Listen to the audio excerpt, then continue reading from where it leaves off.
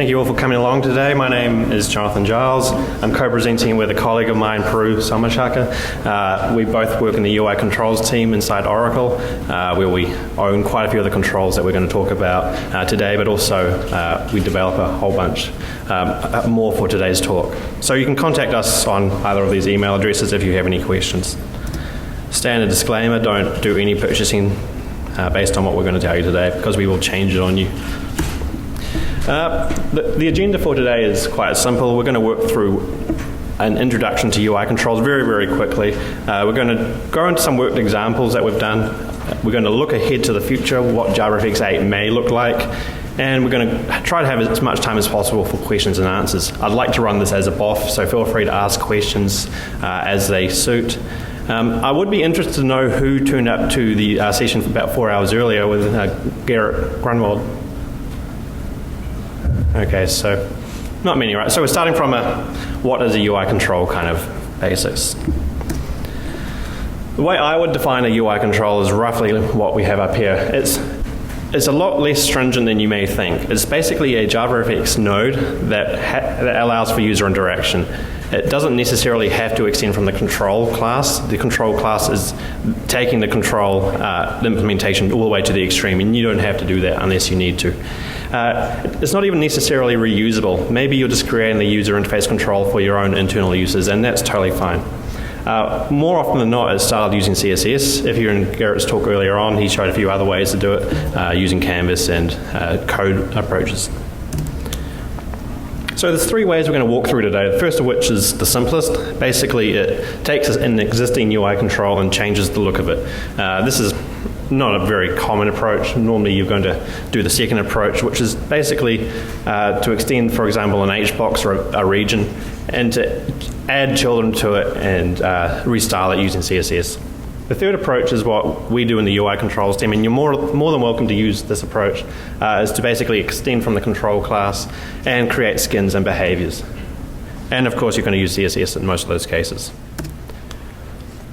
So the first approach is basically looking at what we have in our Caspian CSS file and restyling it to suit your needs.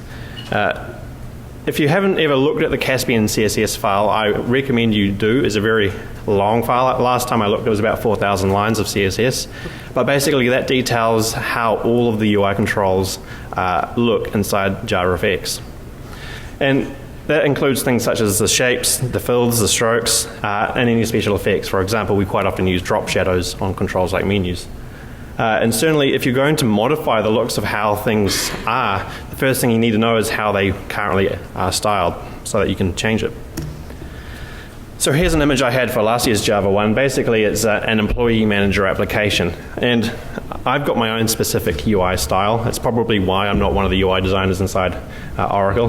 But this is how the application looked like just by dumping in the controls for my employee manager application. And personally, I want to change how it looks a little bit. Some of the problems I have with the default look of JavaFX UI controls is, for example, up the top right, I don't like the fact that the buttons are rounded, especially when the rest of my UI is very square. I also note that the border color of the buttons is slightly lighter than it is everywhere else in the UI. The divider in the middle is irrelevant. The way I like to do dividers is that they're just white space. Then the color behind the tabs is not exactly how I would like it. I'd prefer it to blend in with the table view headers up above. And then there's this weird border going down vertically on the other side of the middle column there that you shouldn't be able to see, basically. And so, right, this is the end result. I'll flick between them a few times so you can see that, for example, the buttons are now square, they've got a darker border. There's no divider or vertical lines between the table view and the charts. And the gradient behind the tab pane there is a better look, as a gradient rather than just a solid grey color. So this is right. All right, I've got a question. I was just going to ask you, can you toggle back before you explain? Sure. Right. So I wish I had my laser pointer on me, but you can see behind the tab pane area is a dark grey. Now it's a gradient, and it looks consistent with the table column headers at the top. Then if you look between where the tabs are and above that and below the table view, you can see there's a divider. for the split pane. And there's also, oh great, thank you. And there's also these little lines here and here. And when we go forward, I've got rid of the divider and those vertical lines. Same, obviously, the buttons here are a light color and they're rounded.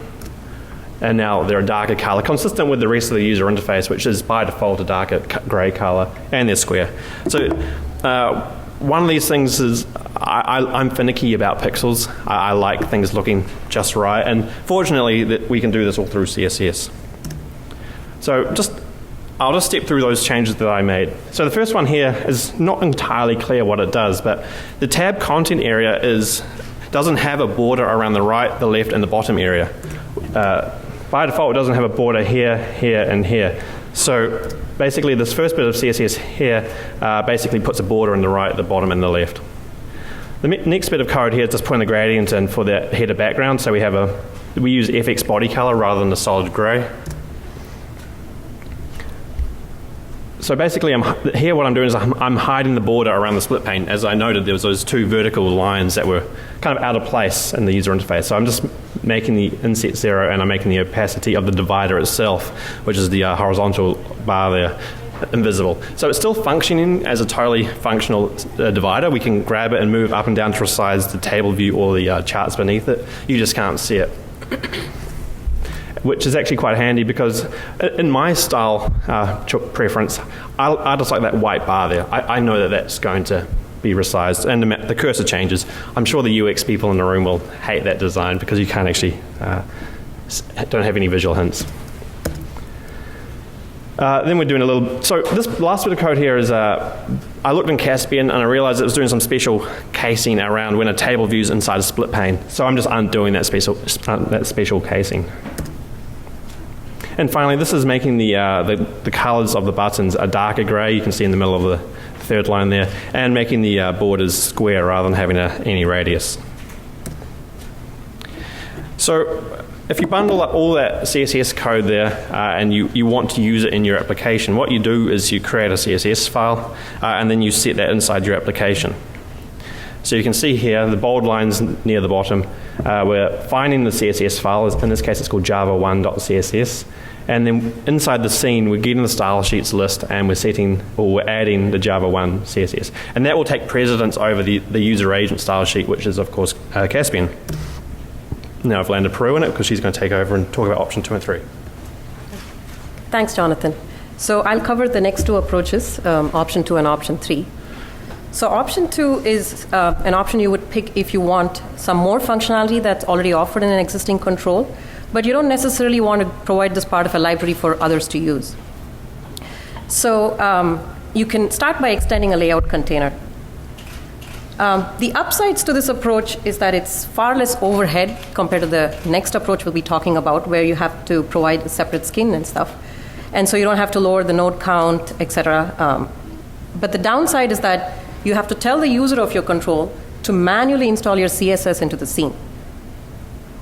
So that Jonathan just talked about how you do that using the scene.getStyleSheets. Let's look at an example. Here's a segmented button demo. Basically, a segmented button is a horizontal button with a bunch of segments, and you can think of each segment showing its own special view when clicked. The way we went about doing this was we extended HBox, and we added a bunch of toggle buttons to it.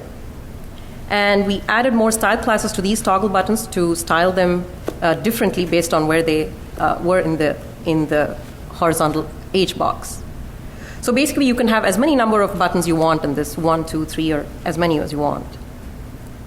It's actually a nice approach to using tab. I mean, you can choose this. It's more eye candy compared to using a tab control. And it's used very often these days in mobile and tablets, I think. Let's look at the code. Segmented button extends HBox, and it has a observable list of buttons. Basically, observable here means that you're tracking changes to this list and updating accordingly. And in the constructor, you can pass in the number of buttons that you want in this list. And what it does is it adds a style class segmented button to the container. So a layout container in JavaFX is like any other node, and what that means is you can access it via CSS because any node in scene graph, you can add a style class to it. So that's what we do here. So we can style the container itself. And then it's setting the buttons. And it also adds a listener on these buttons so that when anything changes dynamically, you call this update buttons to update yourself. Let's see what that looks like. So the crux of the code is in this method. Basically, it's iterating through the buttons, and it's saying, if I'm at the end of the iteration and my index is 0, then I'm the only button, so I add an only button style class. If not, I'm the last button, so I'll add this last button style class. If I'm not at the end and my index is 0, then I'm the first button, or I'm somewhere in the middle, so I'm a middle button. So all it's doing is, traversing through the toggle buttons and adding a bunch of style classes so that from here on, we just style them through CSS. Very simple. Let's look at the CSS. So I just picked up these 3 from the entire file. First button, last button, middle button. The first and the last will have, the nice rounded edges. So we have the radius and the background inset set accordingly. And the middle one, the radius is set to 0 because they don't have the rounded corners. And these are toggle buttons. So we're already making use of the selected pseudo class that toggle button already has. And we're styling it so that you get this nice look when, You get this nice look when you select it. So, we're adding background colors with shadow highlight color and some linear gradients to make it look this way. Very simple. Let's look at another example. This is a toggle switch. You've all seen it on phones, I'm sure. So you can, basically, it shows on and off state. You can click on anywhere in this control on the slider or on the label, and it'll toggle, it'll animate to the other state. And the way I did this the other day was to extend region. Region is a base class to all the layout containers in JavaFX, and it basically is the guy that you can style using backgrounds and borders and images. And it also has some nice layout functions that you can override and do your own custom layout. It's also a resizable node. So the 3 components that are part of this little switch is there's an on button, an on label, an off label, and then there's a stack pane for the slider part. And it just animates. The way the animation is accomplished is by setting a clip on this node. So this is how it actually looks. There's a region which has the off and the on, and there's that stack pane in between. And there's a clip that's set to match the area that's just either the off or the on, along with that stack pane, which is the slider. And what happens is the way the animation happens is that the entire container moves in one direction and the clip moves in the other, so it gives you this impression that you're actually sliding back and forth. Let's look at the code. So toggle switch extends region, has 2 labels for on and off. It has a stack pane, and it instantiates a timeline. And in the constructor, it's just adding these 3 guys into the children, and also sets a clip. Clip here is just a rectangle.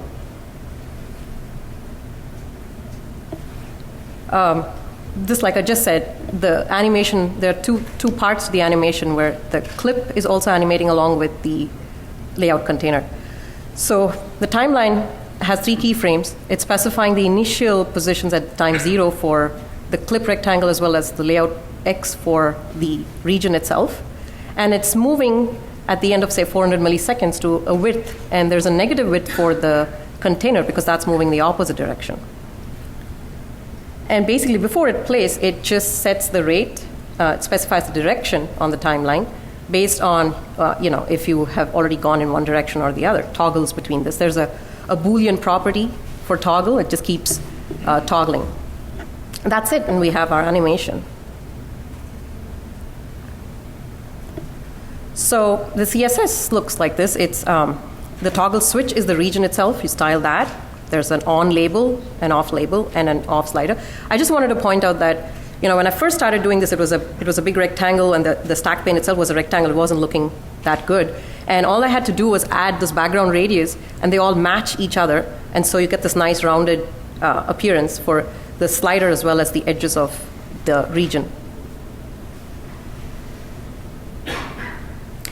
The other day I was talking to Jasper and he goes, well, toggle switch is just another checkbox. So you should be able to swap in another skin to change all the instances of checkbox if you wanted. So I said, that's a cool idea. Sure, it's nothing but a checkbox. So if you wanted to do that in your application, then you would just convert that toggle switch code to be a skin, basically implement the skin interface, and add the toggle switch style class to the checkbox. So wherever you instantiate your checkbox, you just get the style class and do a set all to the toggle switch. So you're just replacing checkbox and you're adding toggle switch. And then you swap in the toggle switch skin for checkbox by specifying it in CSS in the following way. So we have this FX skin property that you can give the paths to the skin. So what happens now is even though you're instantiating a checkbox in your application, you're going to see a toggle switch instead because it's just on and off, right? But there is a little hitch to this because that, not all the API of the checkbox may actually make sense in your toggle switch because you have this label. What does that mean? Well, you can take that to match your on state maybe. So Jonathan wasn't too happy, and I'm sure Rich, who's sitting at the back there, also may not be too happy with this approach, but I think it's something that you can think about doing if you want to swap in a different skin. Okay, that's option 2. Now moving to the next approach. This is a more involved, detailed approach. We do this in our UI controls group for all the JavaFX UI controls. We extend from control class and we provide a custom skin. You would want to do this if you want to make your controls part of a library for others to use. What's a control? It's basically a node, and what that means is that all the nice transformations on a node applies here as well. You can set opacity, rotate it, set effects, blurs, and stuff like that. And control has a skin, and skin is just a visual appearance of the control. And it has behavior that handles the interaction, like event handling. So this picture sort of gives a nice idea of how they work. It's basically a model view controller approach, if you will. The control is the model, the skin is the view, and the behavior is the controller. If you notice, there's public API, private API specified here. So control and skin today is public, but behavior is not, it's private. There are some changes coming in that for 8.0 release, and I'll let Jonathan talk about it when he'll talk about looking ahead section. And the interesting part here is that the control has a bunch of states, and the skin listens to those changes in that state, and it updates its visuals if anything in the control changes. And what it does is it hands off all the behavior actions to the behavior class, and the behavior directly changes the control properties. And again, since the skin is listening to it, it updates its visual. So there's this chain of events going on. So let's look at some steps on how to do this. So we'll try to see how we'll build a range slider class. The other day I was on MLS listing and just trying to look at some properties, and it was just a pain to enter, minimum price, maximum price, number of bathrooms, number of bedrooms. And I just wish they had some range sliders so that I could just slide and say, oh, okay, this is the range in which I'm looking for a property. I'm sure all of you have been on that website. It would be nice to have a range slider for that purpose, I think. Anyway, let's assume we're going to implement this. What we recommend you do is start from the skin. Create a class. Let's say, in this case, it's range slider skin, which implements the skin. Think of all the visuals that you're going to put in there. And then create a skin class. Call this the range slider CSS, say, for example, and create a section in there for the range slider. And the first thing that you want to add is the FX skin property, which is the path to the range slider skin. And third step is you create the control, call it range slider, and you extend from control. In this control, you set a style class, exactly the same that you had in your CSS, which is the range slider. And control has a method called getUserAgentStyleSheet that you can override to specify your style sheet that you just created. So that's pretty much it. Once you've done these steps, you wired up everything together. Your control knows about the skin and the CSS, they're all wired up together. And from now on, it's just a matter of completing your implementation for the visuals and behavior and adding a bunch of CSS. So you'd sort of go through this process for all the controls that you do in this approach. Okay. Just a little bit more about how we went about doing range slider. What we figured was range slider had a lot of the functionality that slider already had. So one way you could think is to subclass slider. But that's not the best thing to do because some of the API in slider now doesn't make sense because slider has this one value and it has a value changing. Now that doesn't make any sense with range slider. So a better option is to actually extend from control. And what you can do is just copy, paste everything that you have in slider and then just sort of remove the stuff that doesn't make sense and add the stuff that you want to add for range slider. And that's what we did. So range slider extends from control. We had a skin that implements skin and behavior. And a lot of the skin and behavior looks a lot like the slider skin and behavior. This is how it looks. So basically in the horizontal and the vertical mode. The text box is just not part of the control itself, but it's in the demo. If you look at the code, range slider extends from control. So we added these 4 new properties, the low value changing. That's if something is changing in the low value, the low value changing will be true. And similarly, high value and high value changing. All the other properties of slider, for example, block increment, snap to ticks, show tick marks, show tick labels, we just retained all of that because all of that makes sense. We just removed value and value changing. In the constructor, we set the style class. And again, we override this method, get user agent style sheet, and we'll give the path to the range slider CSS. So that's the control class. For the skin, the range slider skin extends from skin base. So we've been saying all along, implement the skin interface.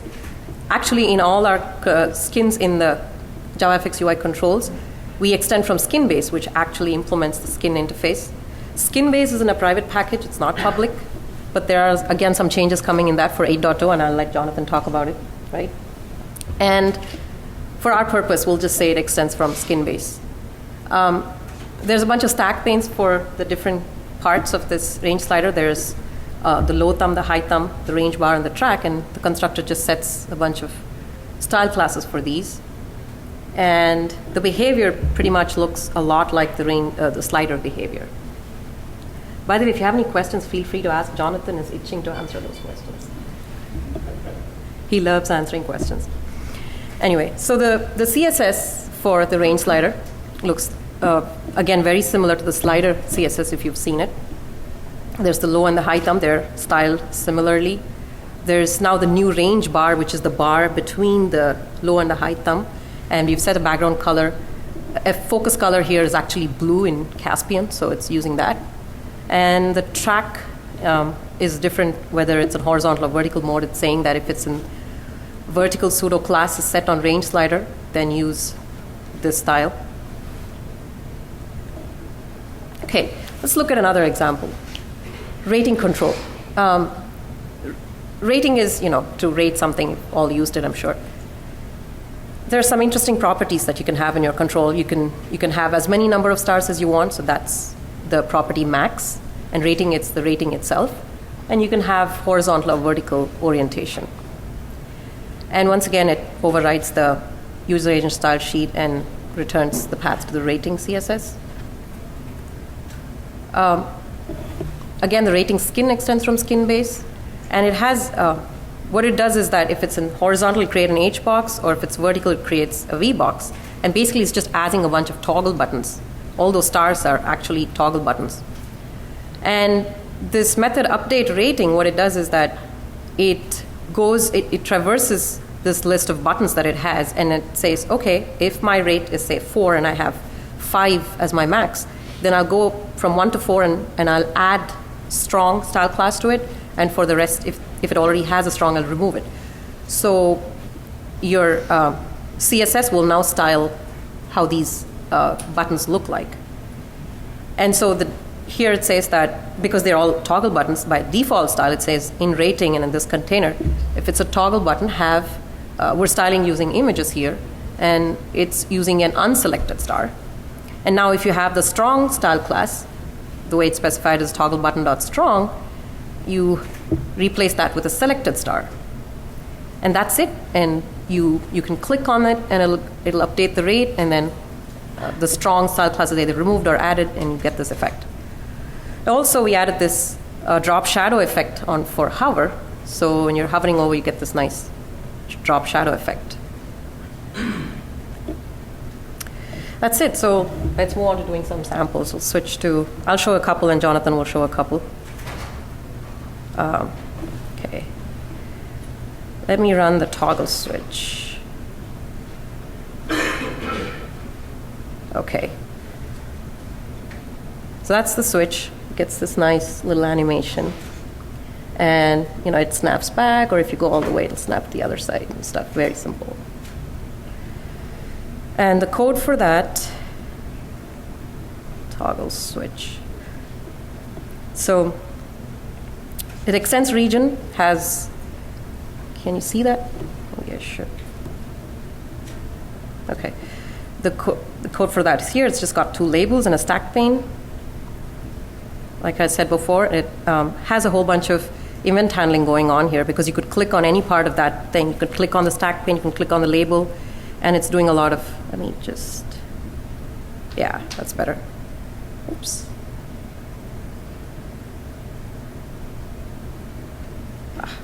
Okay. So it's doing a bunch of event handling here. And the interesting part is the timeline here that it does if you click on one of the stack pane or the label, which we already talked about. And it overrides the layout children. And the interesting thing here is that it matches the clip to the arc width of the clip is, it matches the same thing as we had for the region itself. So it gives a nice clipping effect. That's it. Okay, how are we doing on time? You're doing well. That's the CSS. I think I showed most of it, the on label, the off label. And then the on-off slider is the stack pane. I think I also want to run the checkbox one. So I just replaced, let me show hello checkbox first, the code for it. So here, what I did was I said, I instantiated a checkbox and I took the style class and set it to toggle switch. If I run this, instead of seeing a checkbox, I'm going to see a toggle switch. And the value is bound for that text string there, so it says if it's on or off. Simple. Okay, I'll do range slider.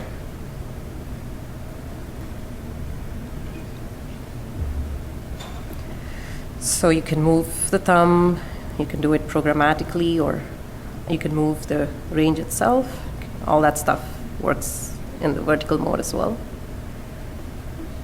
So here, I don't think I want to go through the skin code. It's pretty elaborate. I'll just let you take over. I don't know about you guys, but I'm sick of looking codes, so I'm going to talk about the future. I'll come back to the demos later on if we've got time, and we're through all the questions.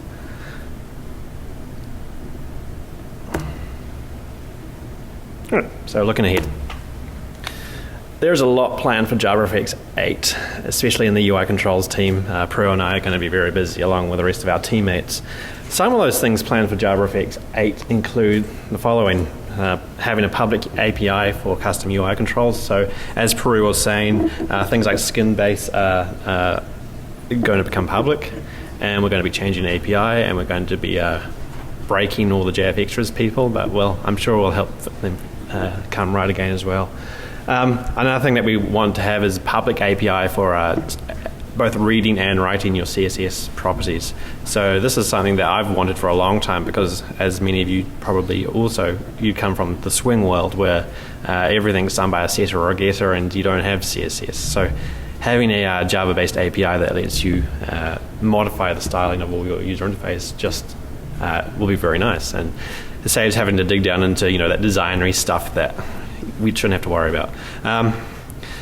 A lot of stuff's going on in the RTL, so the right to left and the bi-directional text support area at the moment. I've got one or two images to show you, as well as accessibility support. So accessibility is a big driver for the JavaFX 8 release, as well as RTL and BiDi. If you're in my hacking table view talk yesterday, I demonstrated tree table support. That may or may not be part of JavaFX 8. It all depends on how quickly we get through everything else. I'm not too sure what the plans are for charts, but I guess maybe logarithmic charts and date charts and all those kind of things. Peru owns charts, so if you've got charts complaints, she's happy to hear them. Miscellaneous features and tweaks. We've done a whole bunch of performance work, and of course I've been getting bug reports in real time from all of you. So in JavaFX 2.2, we tell people use the skin interface. And the skin interface is this interface with one or two methods, maybe three methods, I think. And no one ever does it. You know, the JFXtras folks, they're using skin base, and that's private API, so we've always recommended against it. But I can see your code. I know you're using it. And so we need to make it better. We need to commit to an API, and we need to make it final, basically. Once it's committed to, we will never change it. And that's something we're planning for JavaFX 8. And already there are a few changes that we can talk about. Well, I can talk about them. I'm not sure I should talk about them because they might change. So this is the Jira issue for public API for custom UI controls. The main things are in bit RT21596. If everyone's got that, we'll carry on. So the way controls work presently is that control extends from parent. Parent allows for you to have children, but that's about it. And the skin, on the other hand, the skin base extends from region. In 8.0, skin base is no longer extending from anything other than object. And conversely, control changes from instead of extending from parent, it now extends from region. And we did this for a variety of reasons, but at the time we were in a big performance push, making things work faster, and nodes are expensive, they take time and memory and all this. And so having the control be a node and the skin be a node wasn't the smartest idea. So now the control's a node and the skin is just laying out the control, basically. So it makes them lighter weight. They're now conceptually simpler as well. Previously, you would have the situation, for example, with the slider control. The slider control would have a style class slider, and the slider control skin would also have a style class of slider. So you had this weird issue where CSS was going down and being applied to two places at once.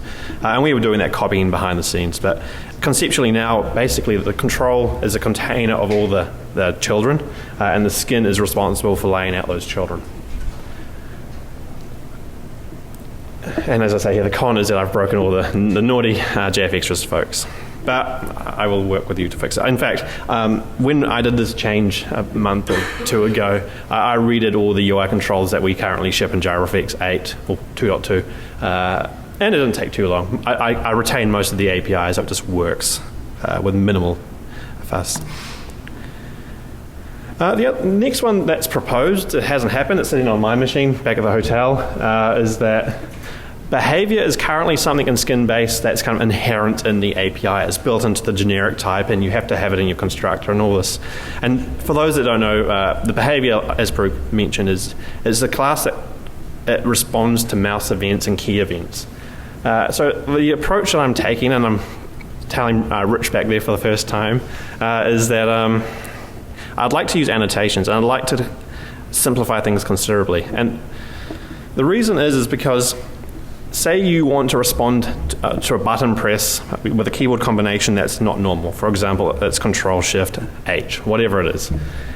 For you to do that currently, you have to add a key event handler and do it that way, which is not the greatest. We really want you to be able to modify the input actions, or even more so if you want to remove an action. So, for example, you don't want it to respond on the enter space key presses.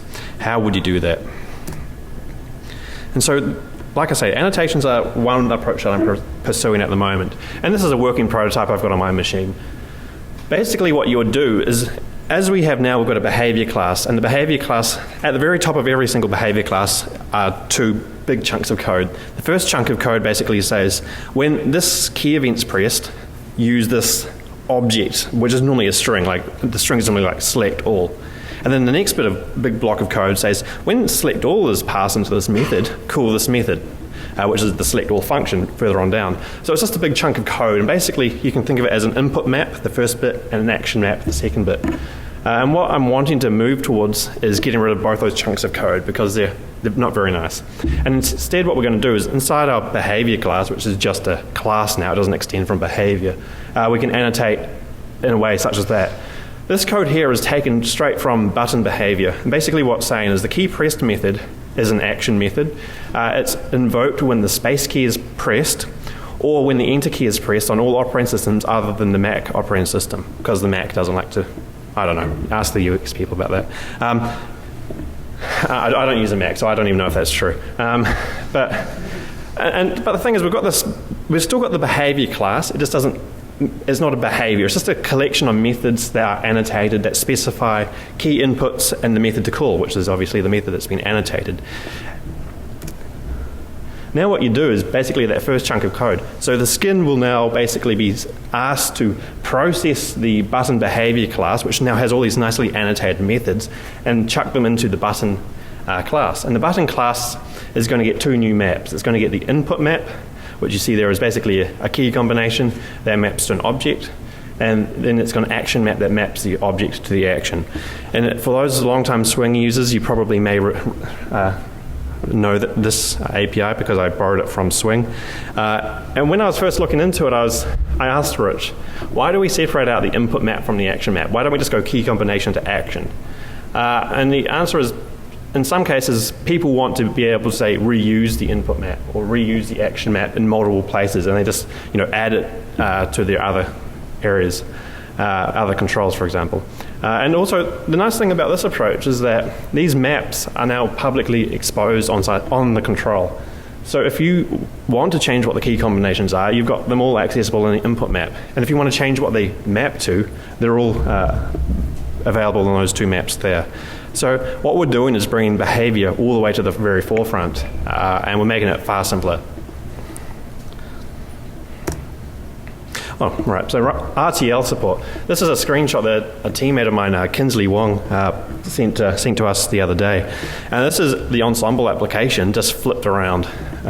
And so he's been working on a prototype that very simply, very minimally impacts the API. But the end result is everything's kind of reversed and flipped around. And of course, it's still a work in progress, and there's a lot to be done. But you can see it actually kind of gave me a fright. He also did a version for people in New Zealand and Australia. and for the first time, I realized I'm working on a UI toolkit. Previously, I just had all the stuff that was the wrong way around. I've always had to turn my monitor upside down. All right, so I spoke about the tree table view yesterday. I hope you're all there. If you weren't, feel free to get in touch with me. I'm not sure, no, I haven't got the link to it, but there's a Jira issue on it. It's the second most highly voted issue. Very, very popular, lots of discussion, lots of people watching it. If you're interested in the tree table view, contact me on Jira via that issue. It's the best way to kind of get this discussion rolling along. Like I said, accessibility is very important. That's also handled by my team. The plan is to support Windows and Mac for the next release, I believe. Basically, the plan is to use the APIs that the operating systems expose. So they've got their screen readers and keyboard navigation and all that kind of stuff that's specific to each operating system. And we're going to expose the JavaFX applications to those APIs. Look at that. We're at the end. I've left plenty of time for questions. I'm more than happy to answer as many questions and defer them all to Peru. Otherwise, feel free to call it a day and go find some coffee. Thank you.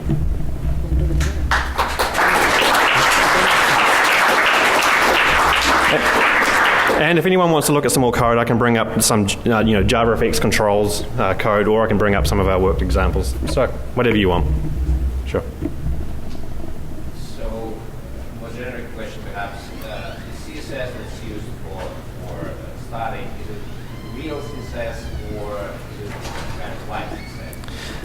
So, yeah, how much of the subset of CSS will be selected? Right. So my team's the one responsible for the CSS. There's one developer that's full-time CSS. His goal is to basically be CSS compliant, fully. I believe CSS 2.2 or 3 in that area. At the moment, we're not entirely. We have all these -fx before all the properties, and that was because at the time we weren't entirely sure how compliant we were going to be, and we didn't want to kind of have the situation where, for example, we were embedded inside a web page and we were having a the CSS being applied in both cases and being misinterpreted by the web browser, for example, because of so we put this -fx at the front so that it couldn't be mistaken for CSS that should be applied to the website, for example. The intention is to become a lot more compliant as time goes on. Certainly, I think he's going to be working on things like animations, and we've heard a lot of bug reports this week as well, so multiple effects on a single node, for example, from Garrett. Sure. Okay, so another question is, in Swing we have a different concept of layout and paint. Is it the same ethics? For example, if I add a class to my control that changes the system way that it makes more space, do I need to do some other moves to make it really out the whole scheme? So the question was, and correct me because I'm not sure I got it, if you change the styling of the class, does that impact on the layout? Immediately, like the browser when you change it all. Right, so yes, it will be applied, but immediately is in the sense that it will be applied on the next pulse. So pulses are very quick.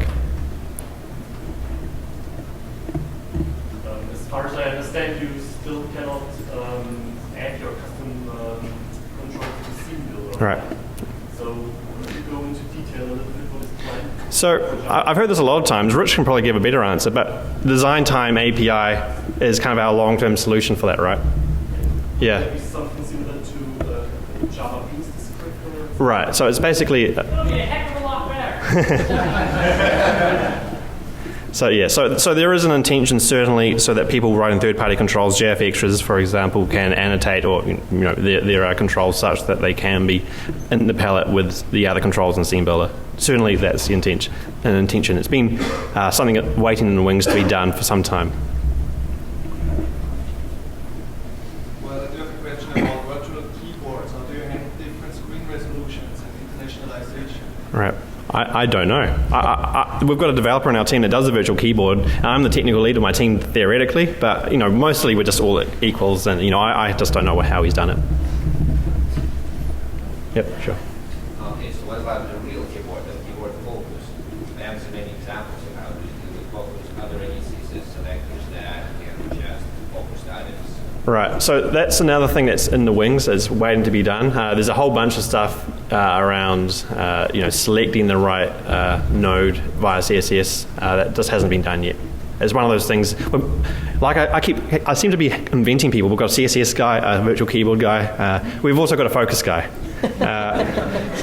and so he's focusing on these kind of focus issues. He's very good at focusing on things. Is there any basic focus traversal policy in today? Sure. There's two.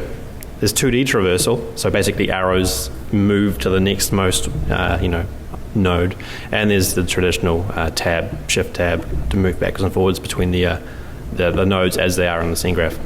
And a quick follow-up, in Swing, JTables do their own thing with focusing, and then if you're going, anyway, long story short, how does FX handle that with the table view? So there's kind of real focus and fake focus. And so when real focus goes to, for example, my table view control, and the table view has focus, and then you start pressing the arrows around to move the focus, table view is going to just move the focus internally. The focus remains on the table view, even though internally we're shifting the focus onto... Right, probably. Provide the CSS to make the look of Swing. Sorry, I can't quite hear you. Provide the CSS file to make the look of Swing. All right, so can we... So let me get this right. So can we make a CSS file that looks like Swing? All right. The problem is, what Swing do you want it to look like? So Windows, Mac, Linux, Metal. There's a lot of work, and certainly when you're trying to emulate Windows, you can never be right. Josh Marin actually spent a year doing little tweaks back in the swing days. There's a lot of work to be done for that, and I don't. It's not high priority. You should see the size of our list of things to do for the all 8, 9, 10, whatever. We've got a lot of things to do. Unfortunately, however, there is the JavaFX Styles project. We are accepting accepting submissions for styles. There are some CSS files appearing for various styles. Some people have tried Mac looks and iPhone looks. So certainly, I'm sure they'll love to have some submissions. But no, there's no plans. Prue, you got some questions to answer? Sure. With the plan changes to with Java 8 and making some of the API public, would you suggest more holding off and trying to create custom controls, or should we do the evil thing still instead? Do the evil thing, Yeah. People are already doing it. So. Yeah, do it that way because it's the best way to do it. We will break you. I'm making that very, very clear. But I did all our controls I did all the API changes. I did all the research. I changed all our controls in a week, and we've got quite a few controls. Probably if I was timing properly, two days kind of thing. The API. What I was doing at that time was I was kind of getting rid of all this API that Skin-based no longer has because it's no longer a region. The sizing and the layout of children and all these kind of things, and I kind of just made API in there that forwards it over to the control. So in many cases, you've got minimal changes. So certainly make controls. I want to see more UI controls. Just be aware that we're going to break you. Cool. So do people want to look at more code, or do you just want to break? Because we've got about 15 minutes. Another question. I noticed in the schedule builder app, when you tap on one of the sessions, it opens this. It's not a dialogue. It's a node that blocks into the other nodes, and also in the scene builder, like the help about, there's a dialogue with maybe the window. But some of the other options that can open that same kind of. What do you think about that? Is that kind of the pattern that? So the pattern of. Just to make sure I understand, the pattern of opening up a modal kind of, proper Windows native dialog or, Mac dialog versus having a pop-up on, on the screen. That comes down to your personal preference. Personally, I prefer the ones that pop out of the window. I prefer a proper window. But, yeah, they're both possible. I was playing around with last night with JavaFX. It has everything except always on top. No, it's got always on top. You can change the modality of the pop-up such that it's always on top and stops things. I didn't find that. Well, you can't come find me. We'll find it. It's on stage. Yeah, it's on stage. Yes. Do you want to answer? No, go ahead. Yes. Alright, so my question is, are you looking into building a more well-designed action system? Because right now actions are just handles command, but what we Right. will.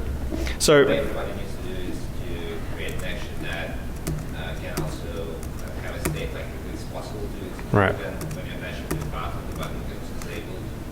right. So in my hacking, I have created an action. You can see it's there on the action map. And basically the action method annotation there creates actions behind the scenes. So that's my current approach. So that's my intention. Certainly, I come from the Swing world, and I loved actions. I thought they were a bit broken, but I like them a lot. So certainly my intention is to bring them back. I'm pretty sure Rich likes them as well. So we'll try to bring them back for a future release. They were not enough. And they struggled with... it didn't make sense to create multiple instances of a single action. That's the problem I always had. So I always thought they should really be kind of singletons, but we had to do something about it. But yeah, there was problems with them. JavaFX is a chance to make them right. So certainly, there isn't a Jira issue on it yet. Feel free to file a Jira issue. I would like to start that discussion. So it'll have a state like enabled, disabled, selected, other states will be reflected into them to improve controls for single. Right, so small image, large image, those kind of things. I really liked it. So that I would like to bring them back. Are there plans to implement lambdas into some of the APIs? So certainly the way we've developed our API has always been to be a single method for inside the interface, such that when we do have lambdas, all that anonymous inner class code disappears, and you can basically have lambdas from the get-go. So all the event handling and the key events and all these kind of API by far and away is single methods. So we use callbacks and all those kind of single abstract methods, which is really cool because I can't wait to cut down the amount of code we've got. And that's across all of JavaFX, not just UI controls. When JavaFX 8 comes out with Java 8, will it be usable with older Javas as well, with Java 7, Java 6 or so? I believe the answer is no. I believe JavaFX, yes, JavaFX 8, and correct me if I'm wrong, but JavaFX 8 will work on Java 8. And I'm not on the deployment team, and I don't have these problems, but my understanding is it creates a nightmare for them. Trying to support multiple Javas is difficult. But yeah, that's my extent to my understanding. Okay. Do people want to look at some code now? I can go back and show you some code if you want. Oh. I see you keep threatening to show you code and I get more questions. Everyone's sick of code. So the binding is great. I think that's a great tool. I haven't seen a whole lot of examples of multiple binding. Like if I want to bind a certain item on 3 or 4 different things. Sure. So I don't know if you have a place where to go to look at some examples or.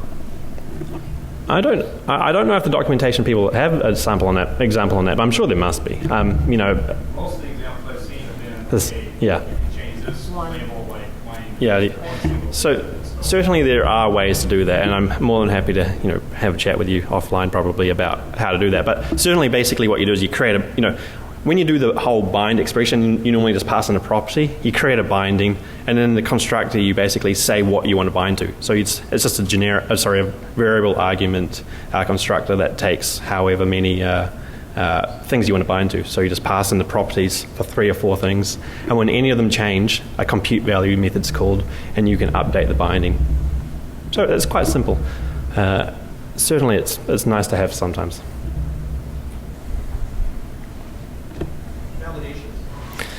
I've got a meeting tomorrow about validation.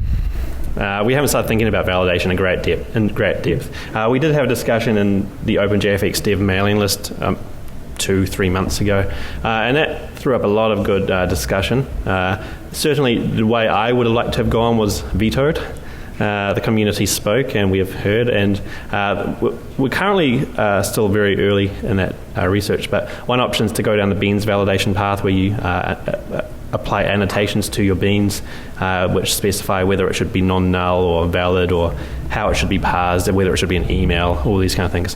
But I kind of see that as an answer for one kind of validation problem. Certainly when I was doing validation for my own applications in the dark old days of Swing, I would basically be lazy. I'd get the text out of a text field and I want to have a mechanism to validate it, which is more of the JGoodies approach, where you basically have a validator and the validator returns some validation results. So certainly I would be disappointed if we didn't also support that kind of approach. So validation is one of these things that's very much up in the air, and a lot of discussion has been had on the OpenJFX dev mailing list. There's been no internal discussion. Certainly, I would like more public discussion in the next few months. Any chance for Java 8? My list is incredibly long. I don't think it'll be Java 8. I think more likely it's 9. Rich has an answer? Yeah, I agree. I don't think that we have to mandate on validation because our feature release is in January.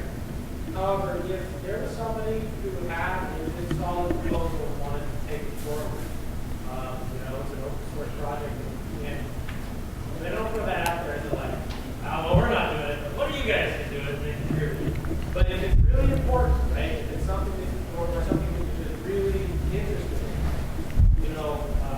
we just don't have the staffing to be able to do everything on our list. Accessibility is right to left. Honestly, it's going to take probably 80% of everything. Jonathan's already got a tree table here, and that thing may not make it just because all the oxygen is going into accessibility right to left. The community has already kind of cranked something out based on the discussion. The community got to the point where they kind of told us their preference and what they liked and what they needed. And there was a lot of things we didn't know about, so it was very informing. But there's always that next hurdle of turning, talk into action. And we would love to get more people doing it, providing patches. I would happily work with as many people as there are, basically. To support us and fill in the gaps. You wouldn't believe how many times I hear I would use JavaFX if only, and the if only is always a different if only. So we have a lot to do. We have to prioritize. Our lists are all very long. Richard surprised me on Monday when he said we released JavaFX 2 a year ago. That felt like such a long time ago that we released JavaFX 2. And things we are working incredibly hard, but we're always working for the next release and for all the features that we hear that people want. Yeah, the concern I have with validation is just that we could do a validation API in a week and get it in. I don't have any doubt we can get something that was reasonable, but it's one of those things that it's also really easy to mess up. And I'm afraid that if we didn't really devote the time to figuring it out, then we'd end up regretting it. So we're still very much at the learning how to do a proper validation framework. We don't profess to know how to do everything, and validation is one of those things that we do want to do right. I think in general we've done almost all of our APIs in JavaFX very, very well. And I wouldn't want to have something that we're disappointed in, because we're all very proud of our APIs. I'd say it can be easily done on top of JavaFX. Right. It doesn't need to be JavaFX itself. Yes, that's totally true. So we don't. It doesn't need to be a JavaFX library either. So someone start JFX goodies and start doing validation frameworks Ruby. in Java. Push us actions. Right. Cool. Well, we've only got 4 minutes to go, so I'm not going to show you any more code, but we'll survive. You've just made. If you were 1 more minute, I would have started showing code. But I'm more than happy to answer any more questions. Otherwise, I hope you've had a good Java 1. Hope you continue to have a good Java 1, and thank you very much.